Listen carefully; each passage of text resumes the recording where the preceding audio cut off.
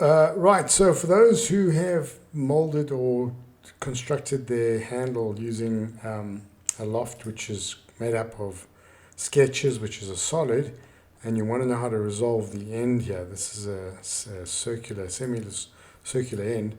This is the way you do it. So you're going to go to, I'm going to use the top plane here. You're going to go to a plane where you can put a sketch on it.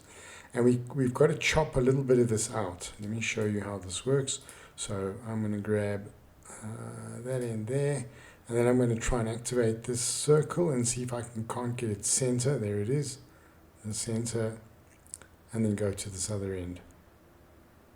All right, and then I'm going to grab that edge, just that edge there, and convert it. So now we should have a closed sketch, and we're going to chop this out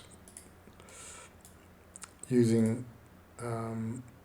an extrude, going from a surface, that one there. Let's drag it the other way around. Right, that'll allow you to use a swept pass using just a face and then a curve. Okay, so that's one way of doing it, but it's not actually optimal, because what you've got here is, because you've got two lines and all of the other lines that make up this geometry meeting in a single point, it's what's called a singularity, and we shouldn't have singularities in this kind of program. So let me just show you how to resolve that. So the standard way of doing it is to make the sketch four-sided. So the way we do that is, let's get a circle in here from that point. Make sure it doesn't exceed that line there that it's touching. So I'm going to make this about 4.3 and see if I can't chop this away. Right. Okay, so there we go. That's our chopped away bit, and I've deliberately excluded the sweep from going ahead, because I need to show you one or two things about the sweep in case your program wants to crash. Okay, so we're going to choose that face and then that edge.